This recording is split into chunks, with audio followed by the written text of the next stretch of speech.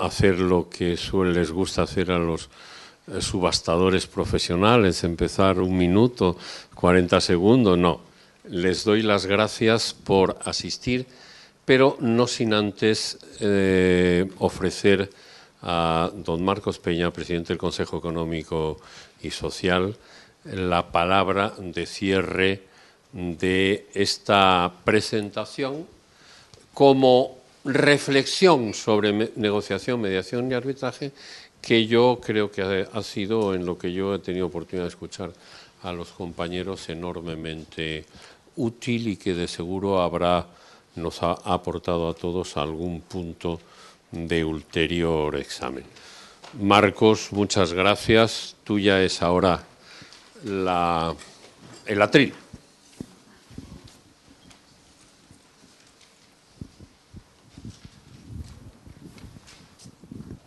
Buenas tardes a todos.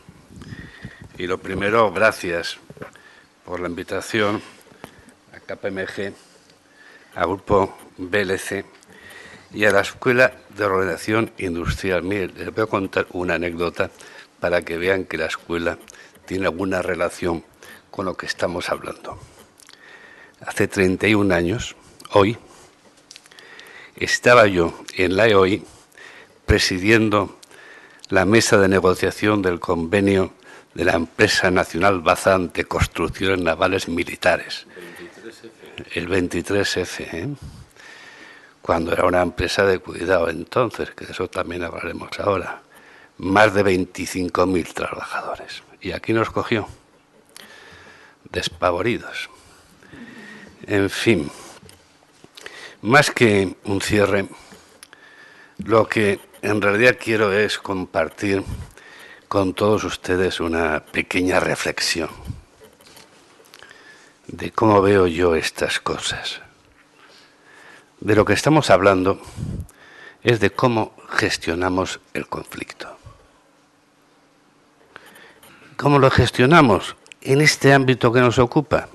Bueno, pues a través de la negociación, a través de la conciliación, de la mediación, del arbitraje.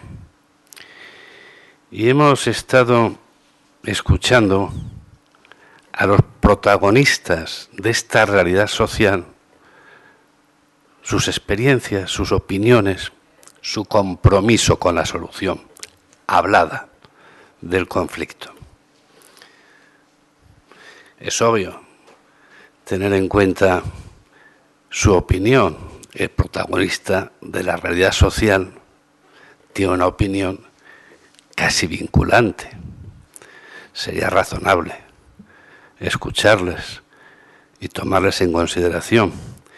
Pero ya saben ustedes aquello que decía Kierkegaard sobre la dramática persecución del obvio, no se alcanza con tanta facilidad aquello que se considera obvio. Máxime en un ambiente contaminado. Y contaminado no solamente en España, contaminado en toda nuestra gran patria europea. Nosotros estamos acostumbrados a que a partir de la realidad naciera la teoría y nos hemos encontrado con un ámbito, el laboral, que está infestado de teóricos que poco tienen que ver con la realidad y hacen un discurso que a menudo no obedece al terreno que conocen, que trabajan, que resuelven estas personas que están aquí a mi derecha. Y rememorando un poco a Goethe, tendríamos que decir aquello de al principio no fue el verbo, al principio fue la acción y a continuación le siguió el verbo como si fuera su sombra fonética. La realidad es pues la que nos interesa. Y es una realidad y son unos protagonistas de nuestra realidad que empiezan a tener una voz mediáticamente, socialmente inaudible.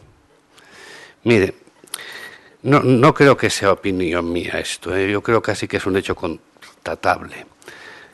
Les voy a poner un ejemplo. Nosotros estamos todo el día oyendo, y además lo estamos oyendo y leyendo, y es interesante, ¿no? La importancia que tiene la solución de asuntos como la modificación de condiciones sustanciales de trabajo, el descuelgue de un convenio colectivo. ¿Qué pasa con la ultraactividad? ¿Cómo se puede resolver un expediente de regulación de empleo no acordado? Lo importante que demos fórmulas de solución razonables a estos conflictos.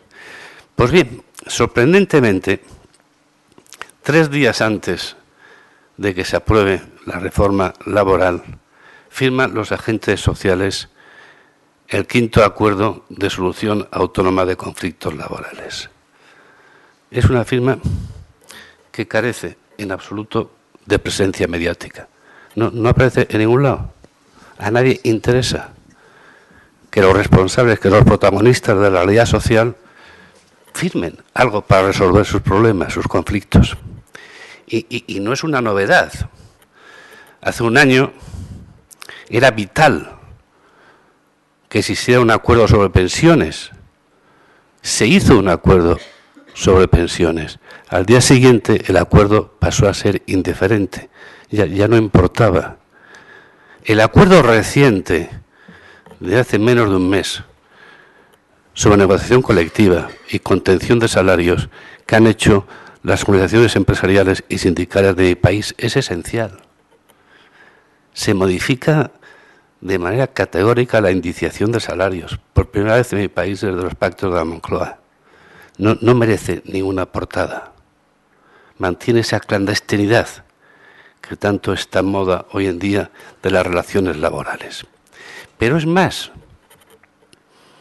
se firman convenios que en cualquier país y en la situación en la que estamos serían noticias prodigiosas, casi milagrosas. Que Confemetal firme un acuerdo, que Banca firme un acuerdo, que Construcción firme un acuerdo. No es que no reconozcamos y que no nos sintamos legítimamente orgullosos de estas firmas, es que se contestan, es que son malas noticias que Construcción firme un acuerdo.